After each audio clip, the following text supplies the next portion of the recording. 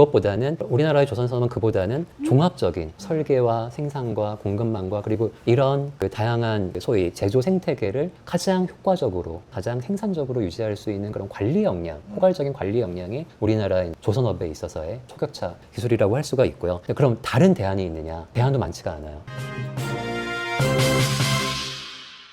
과학으로 세상을 이해하는 즐거움 안될과학 항성입니다. 최근에 대한민국을 뜨겁게 달군 뉴스가 있었죠. 바로 한미 상호 관세 협약이었습니다. 트럼프 대통령이 15% 상호 관세 부과를 전 세계 여러 나라들에게 차별적으로 하겠다, 이런 위기 속에서 우리나라가 극적으로 한미 상호 관세 협약 타결을 이끌어내면서 이 외교 무대에서 놀랍게도 이 판을 뒤집은 게임 체인저가 있었다라는 사실이 알려졌는데요. 한미 상호 관세 협약에서 중심이 됐었던 그 분야, 바로 조선이었습니다. 어떻게 조선업이라는 공학이 이 외교 협상에서 그 빛을 발하게 됐는지 오늘 한번 이야기를 해보려고 하는데요. 그래서 오늘 서울대학교의 우종훈 교수님을 모시고 저희가 함께 이번 관세 협상에서 우리나라의 조선업이 어떻게 큰 역할을 할 수 있게 되었는지 한번 이야기를 나눠보도록 하겠습니다. 안녕하세요, 교수님. 네, 안녕하세요. 저는 서울대학교 조선해양공학과에서 교수로 교육과 연구를 하고 있는 우종훈입니다. 사실 트럼프 2기 정부라고 얘기하죠. 트럼프 2기 정부가 들어서면서 이제 관세 협상이 전 세계적으로 매우 큰 이슈가 되기는 했었어요. 1기 때보다 2기 때 정말 이제 아예 폭탄 선언을 해버리면서 우리가 전 세계 관세를 부과를 하겠다라고 해서 무조건 협상 테이블에 올라와라 이래가지고 우리나라를 비롯해서 전 세계가 뭐 일본도 그랬고 유럽도 그랬고 EU 같은 경우에도 그랬고 이 협상 테이블에 올라가면서 이제 서로 미국과 여러 가지를 주고받다가 우리나라에서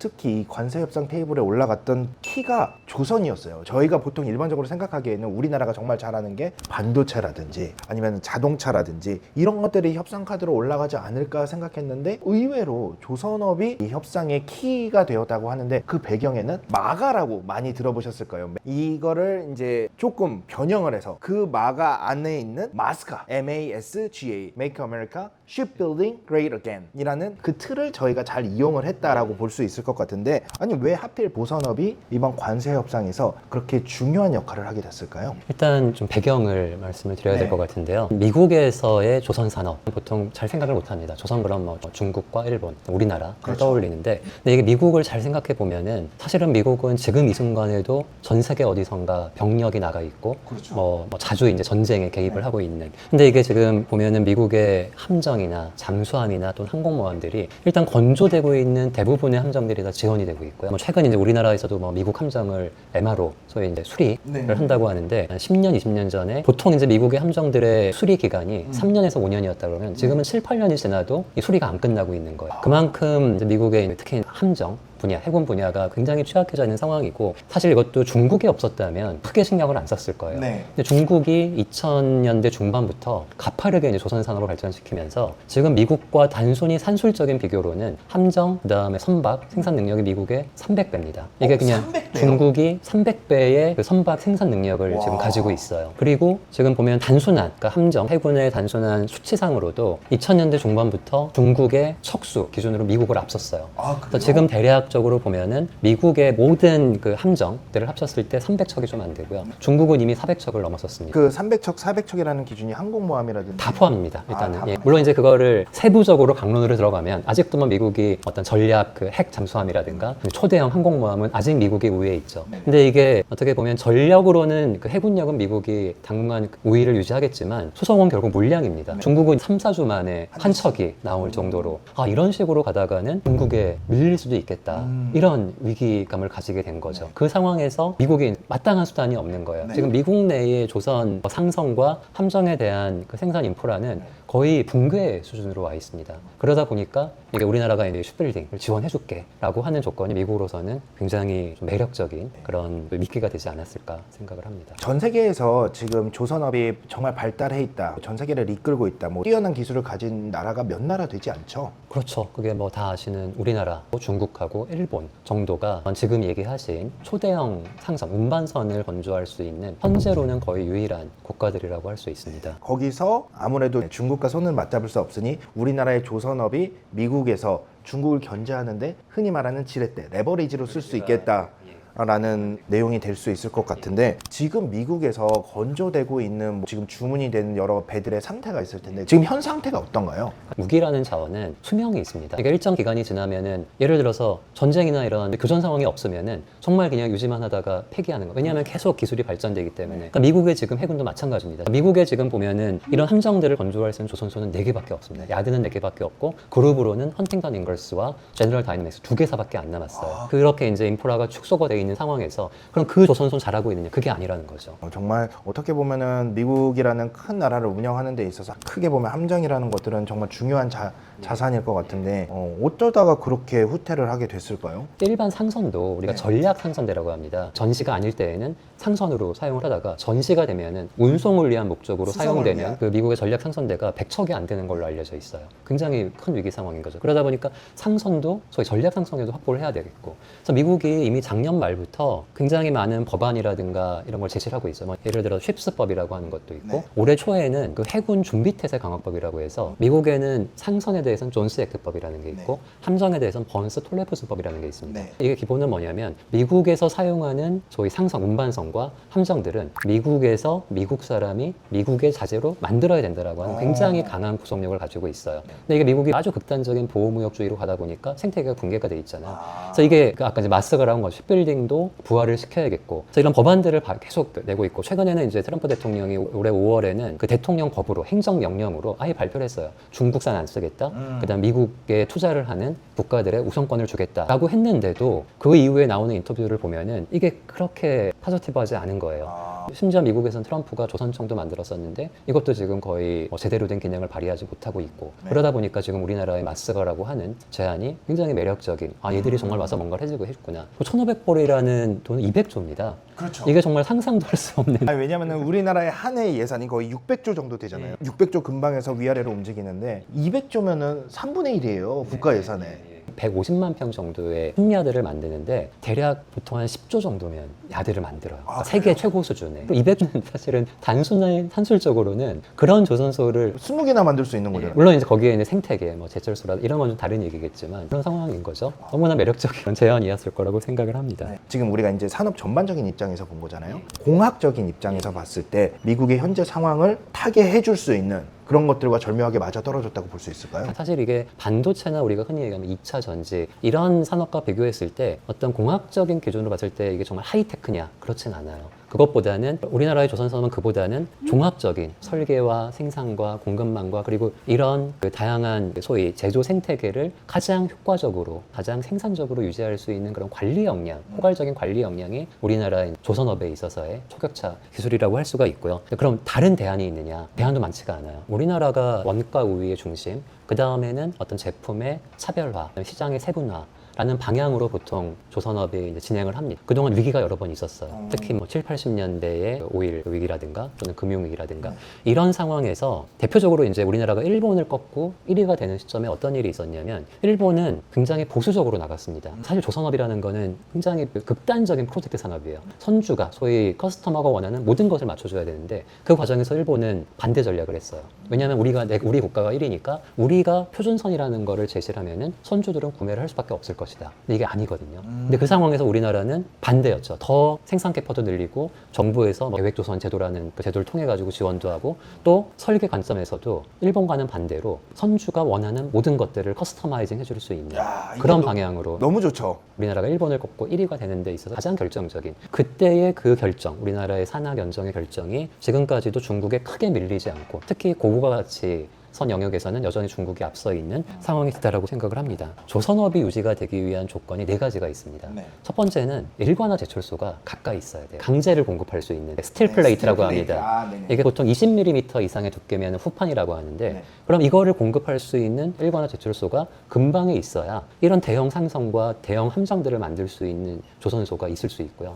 두 번째는 부동해가 있어야 됩니다. 얼지 않는 바다. 왜냐하면 여기에서 걸러지는 국가가 하나가 어딜까요? 러시아입니다. 러시아는 여러 가지 기술이나 국가 수준을 보면 충분히 조선업을 할 수 있는 대부분이 국회에 박혀 그래서 있는 블라디보스토크 항구가 되게 전략적으로 중요한 항구였잖아요. 맞습니다. 또 하나는 기후입니다. 지금 얘기한 일관화 제철소와 부동해를 가지고 있는 국가들은 많은데 거기에 기후까지 어느 정도 온화해야 되고 마지막 4번째는 인력입니다.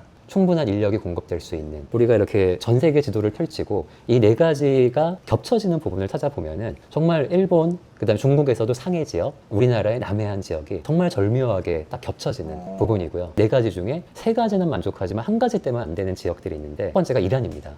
이란이 일원화 제철수도 있고요, 인력도 공급 가능하고요, 기후도 어느 정도 되는데 이 바다로 진출할 수 있는 부분이 호르즈 해역이라 그러죠. 항상 전시인, 내륙으로는 갇혀 있는 호수예요. 그래서 그런 이유로 이란이 우리나라에도 예전에 많이 왔었어요. 조선업 하고 싶다. 근데 그런 이유로 지금 못 하고 있고, 또 하나는 브라질입니다. 브라질은 괜찮은 것 같은데요? 근데 거기는 좀 낙천적인 문화가 있잖아요. 그냥 좋은 게 좋은 거다. 그래서 그런 이유들로 이제 우리나라가 이런 조선업을 할 수 있는, 그다음에 우리나라가 아니더라도 딴 데가 있느냐? 사실 마땅한 그런 지역이 많지 않다라는 얘기가 됩니다. 방금 말씀해주신 그런 조건들 때문에 아무래도 우리나라가 거의 제가 알기로는 20년 가까이 전 세계에서 거의 부동의 1위를 지켰던 걸로 알고 있거든요. 요즘은 어떻습니까? 네, 우리가 순위를 얘기를 할 때요, 지표가 세 가지입니다. 첫 번째는 그 당해에 얼마나 많은 배를 수주했느냐라고, 두 번째는 건조량이 있습니다. 얼마나 배를 많이 만들었느냐. 세 번째는 수주 잔량입니다. 이거는 그 조선소 또는 국가가 주문을 받아가지고 일감이 밀려있는 이 세 가지를 얘기를 하는데, 보통은 순위 얘기할 때 수주 잔량으로 얘기를 많이 합니다. 근데 수주 잔량으로는 최근 몇 년간 그 중국이 1위인 상황이 바뀌지 않고 있어요. 왜냐하면 이 수주 잔량에는 모든 상선들이 들어가거든요.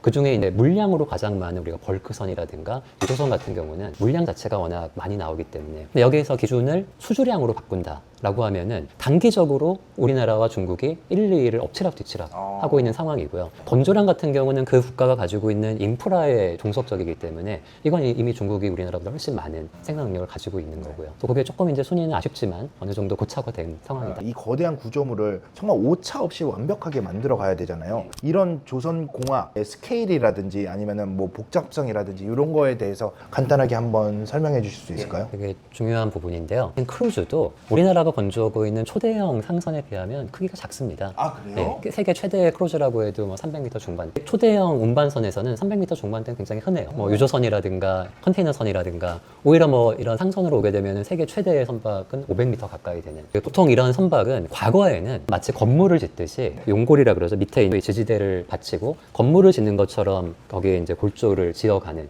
그래서 이게 쉽 프로덕션, 쉽 매니팩처링이라고 안 하고 쉽 빌딩이라고 하는 이유가 그래서입니다. 그다음에 조선업에서 진짜 되게 어려운 기술이다라고 하는 게 LNG 운반선이라고 들었어요. 그래서 배 중에 배라는 얘기도 들었거든요. 이게 얼마나 어려운 기술인지 한번 설명해 주시죠. 일단 LNG라고 하는 건 말 그대로 에너지입니다. 그리고 LNG라고 하는 에너지가 지금 전 세계적으로 각광을 받는 이유는 석유 원유보다는 조금 더 친환경적인, 소위 이산화탄소 배출이 적습니다. 거기다가 미국은 지금 현재 기준으로도 전 세계 1위 LNG 생산국입니다. 거기다가 지금 트럼프가 다시 이제 정권을 잡으면서 이제 자국의 에너지 산업을 더 활성화시키기 위해서 이거를 30% 이상 생산량을 늘리겠다고 하고 있어요. 그러려면 이제 LNG 운반선이 많아지겠죠. 근데 기술적인 부분을 좀 얘기를 드리면은, 이게 원유 같은 경우는 우리가 유조선이라 그러죠. 원유는 그냥 상온에서 액체 상태로 있고, 유조선이라는 것도 특별한 기술 없이 그냥 큰 탱크 안에 원유를 담아가지고 운반을 하잖아요. 근데 LNG는 리퀴드 내추럴 가스입니다. 그렇죠. 액화를 시켜야죠. 왜냐하면 가스 상태로는 부피가 너무 크기 때문에 많이 이게 운반을 운반을 못해요. LNG가 어려운 게 액화가 되는 온도가 영하 160도 이하입니다. LNG를 보관을 하려면 그 화물창 자체가 굉장히 극단적인 보온 기능이 있어야 돼요. 엄청나게 온도가 낮아져야 되고.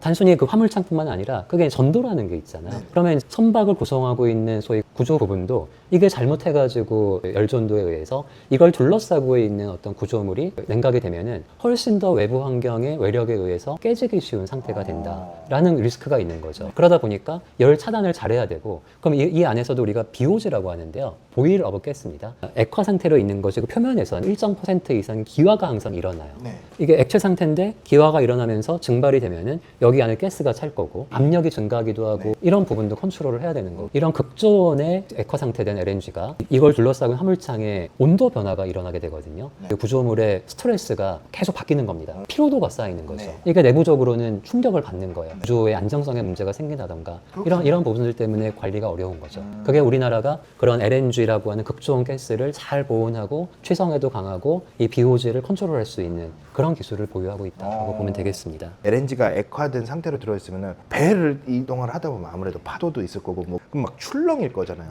이 출렁이는 거를 슬로싱이라고 한다고 하더라고요. 이 현상을 제어하는 게 핵심이라는 얘기를 들었어요. 이게 왜 중요한 건가요? 자동차의 연료 탱크에도 슬로싱이 있습니다. 자동차는 앞으로 가려고 하는데 이 안에 소위 가솔린이 출렁대면서 우리가 이걸 부가질량이라고 합니다. 그럼 이게 자동차의 운동 성능에 영향을 줘요. 그래서 자동차도 보면 연료 탱크 안에 배풀이라고 해가지고 유체가 덜 흔들리도록 칸막이를 하는 경우도 있고요.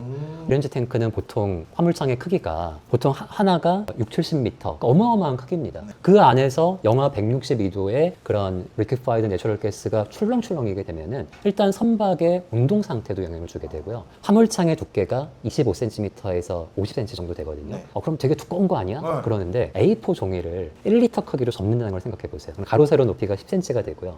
보통 우리가 A4 종이의 두께가 0.01에서 0.5mm 정도 되거든요. 그 정도에다가 물을 담아가지고 흔든다. 어떨 것 같아요? 이 LNG 화물창의 크기 대비, 길이 대비 두께는 차라리 이게 10배 두꺼운 거예요. A4로 만든 게. 그러니까 그 정도로 구조적인 안정성을 확보하고 또 그 안에 이런 출렁이는 것들을 어떻게 하면 최소화할 것이냐. 구조적인 부분을 보면 특히 이제 우리나라가 만드는 LNG 창은 직육 면체예요. 모형은 사실 이런 슬로싱이라든가 구조적인 안전성 측면에서 달걀 생각해 보시면 돼요. 훨씬 더 슬로싱에 강건합니다. 단점은 뭘까요? 많은 부피를 못 실습니다. 그러니까 많이 남지를 못할 것 같아요. 딱 봐도. 그래서 우리나라는 그 점을 파고들어서 소위 직육면체를 이걸 멤브레인 타입이라고 합니다. 근데 이제 멤브레인은 이 구형보다 지금 얘기하는 슬로싱에도 취약하고 아니면 여기서 출렁이는 액체가 액체끼리 충돌한다든가 이런 부분에 취약한데 그 부분을 이제 우리나라는 극복을 하고 만들고 있는 거죠. 그 이후로 모스 타입은 세상에서 이제 더 이상 수주가 안 되고 있습니다. 암모니아라든지 메탄이라든지 이런 차세대 연료를 아무래도 운반을 하거나 아니면 이런 거를 필요로 할 경우들이 점점 많아질 것 같거든요. 이런 차세대 연료 시스템을 선박에 적용하는 데 있어서 가장 큰 공학적인 도전 과제 이런 것들이 뭐가 있을까요? 일단 그것도 이제 조금 배경 설명이 필요한데요. 왜 친환경 연료가 필요해졌을까? 당연히 뭐 온실가스 저감, 기후 온난화 등인데 이 해운 업계에는 IMO라고 하는 기관이 있습니다. 인터내셔널 마리타임 오르가니즘 국제 해사 기구라고 하죠. 이 국제 해사 기구는 전 세계 해운에 대한 규정을 만들고 감독하고 관리하는 기능을 하는 가장 파워가 센 기관입니다. IMO가 선언을 했어요. 2050년까지 전 세계에서 운영되는 모든 선박의 배출가스를 제로로 하겠다. 그거를 넘어가면은 페널티를 물겠다. 그러다 보니까 이제 지금 전 세계 해운사들의 관건은 배출가스가 많이 나오는 연료를 친환경 연료로 바꿀 것이냐라고 하는 도전의 직면에 있습니다. 거기에 대해서 지금 세 가지 연료가 대안인데 첫 번째는 LNG 자체를 연료로 사용하는 추진선이 가장 지금은 많이 건조가 되고 있습니다. LNG도 사실은 온실가스가 여전히 나와요. 그러다 보니까 그럼 다음이 뭐가 있냐? 첫 번째가 메탄올, 두 번째가 암모니아입니다. 메탄올은 장점은 이런 LNG처럼 극저온이 아니에요. 상온에 가까운 온도에서 보관이 가능하고 단점은 이 메탄올을 지속적으로 공급받는 공급망이 아직은 좀 취약합니다. 그러다 보니까 연료값이 좀 비싼 거죠. 이 암모니아는 결정적인 문제가 있습니다. 독성이라는 게 있어요. 이게 암모니아가 그 연료 탱크에서 잘못 배출돼가지고 사람 몸에 닿으면은 이거는 그대로 이제 사망사고로 이어지는 소위 안전에 문제가 되는 거죠. 그래서 이게 암모니아가 지금 어떻게 이 에너지 업계에선 고려가 되고 있냐면 수소의 운반체로서. 근데 수소는 LNG보다도 어려운 게 그거는 액화를 못해요. 거의 240도 정도 될 거예요. 그러다 보니까 이 수소를 그대로 액화하는 거는 너무 어려운 기술인 거예요. 그래서 이거를 암모니아화 해가지고 또 상온에서 보관이 되니까 이제 그런 의미로 이제 암모니아가 지금 차세대 연료로서 각광을 받고 있다가 되겠습니다. 관세 협상에서부터 시작해가지고 이 뱃속에 어마어마한 첨단 기술이 들어가 있다는 것도 다시 한번 알 수가 있었고 또 우리가 이걸 어떻게 관세 협상 카드로 잘 사용할 수 있었는지 많은 얘기들을 해봤는데 저희는 또 다음 시간에 우종훈 교수님과 또 다른 선박과 관련된 이야기로 한 번 더 모시도록 하겠습니다. 오늘 이야기해 주셔서 감사합니다. 감사합니다. 감사합니다.